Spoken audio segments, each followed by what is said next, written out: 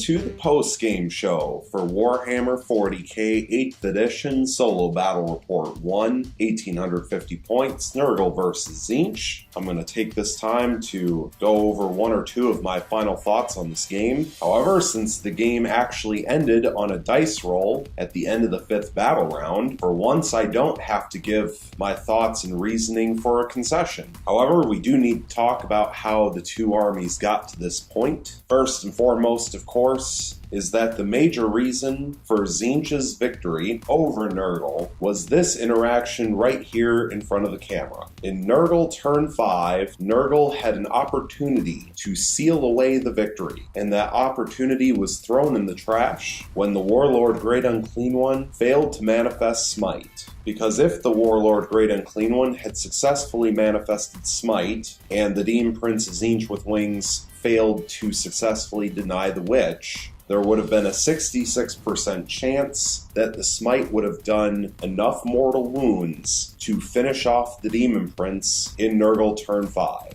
And that would have done multiple things. First and foremost, Tzeentch would not have gotten a victory point for Linebreaker. Second, Tzeentch would have failed to successfully defend Objective Marker 2, which would have cost them another 2 victory points. And on top of that, Tzeentch also then would have failed to complete behind enemy lines, which would have cost 1 additional victory point. And so just from that alone, Tzeentch would have lost 4 victory points, and instead of having a final score of 9, Tzeentch would have only had 5 victory points at the end of the game, assuming everything else stayed the same.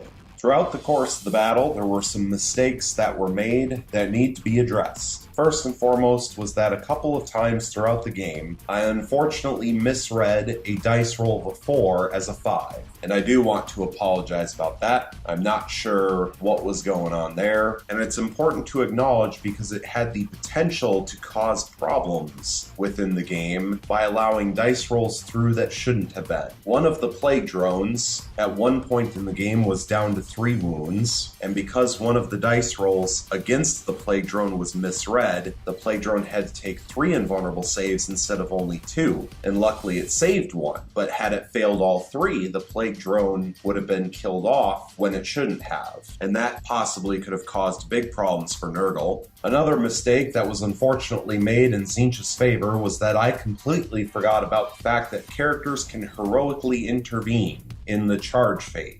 And of course remembered that in time for a Tzeentch Demon Prince to heroically intervene, but not in time for the Great Unclean One to possibly make a heroic intervention against the Warlord Kairos Fateweaver. And had that Great Unclean One gotten into combat against Kairos Fateweaver a turn earlier, that could have potentially changed the outcome of the game. So I do want to apologize about that as well. And finally, in terms of mistakes, while not a rules mistake, I do need to point out multiple strategic mistakes that were made for Nurgle, which caused problems for them. First, there was a squad of pink horrors that moved up the board in order to control Objective Marker 5, and Nurgle should have put more focus on killing those pink horrors in order to deny Tzeentch those 2 victory points, especially considering the fact that Tzeentch won by 1 victory point. Losing those 2 victory points would have given Nurgle the win. Second, the Demon Princes of Nurgle with Wings were not utilized efficiently. One of the Demon Princes in Nurgle with Wings charged into combat against both a Demon Prince of Tzeentch with Wings and a Fluxmaster, and it would have been more strategic and just better in general for the Demon Prince of Nurgle to target the Fluxmaster, because that would have done a couple of things. First, it would have taken away a Smite from Tzeentch. Second, it would have gotten rid of one of the few characters that was providing Locus of Trickery. And while Locus of Trickery didn't do a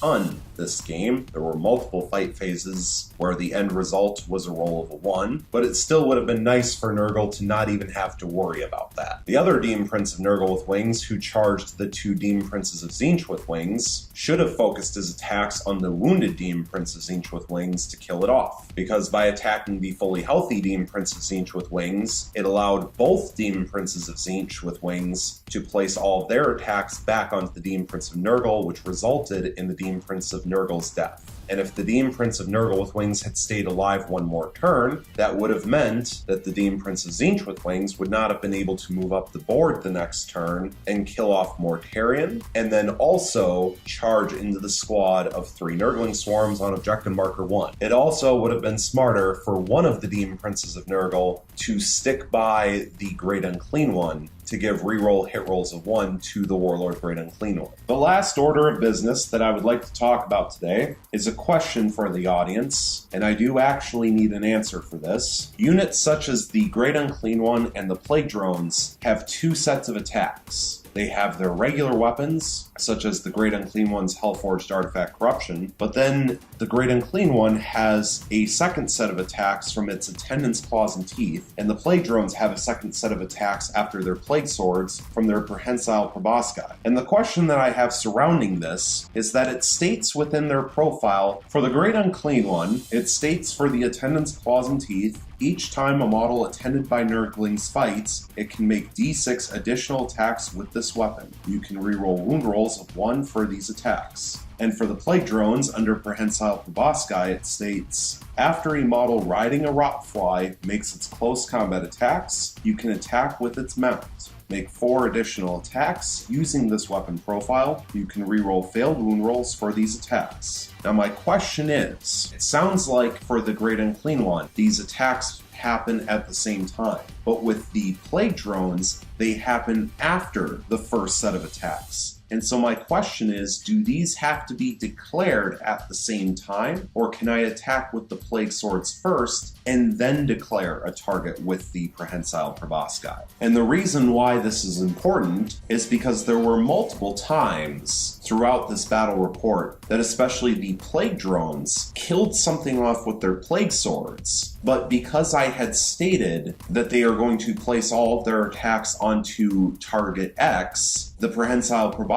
attacks just went to waste. But should I not have been declaring that all of their attacks would be going on to one individual target, and instead wait until after the Plague Sword attacks are finished to then declare the Prehensile Proboscis? I'm assuming the Great Unclean One's Attendant's Claws and Teeth have to be declared at the same time as its normal weapons, but perhaps I'm wrong about that as well. And I would really like someone to let me know, especially if you have a page number that would point to that, or perhaps just the logic behind such reasoning. Because if the Plague Drones can choose a different target for their Prehensile Proboscis after their Plague Sword attacks are done, that would really help out a lot. Because I know that there was a lot of wasted firepower in this battle report. But that's enough of my rambling. Please leave your comments in the comment section down below on your thoughts on this battle report, and also, of course, your answer to my question. Thank you so much for watching. I really hope you enjoyed, and stay tuned for the next one.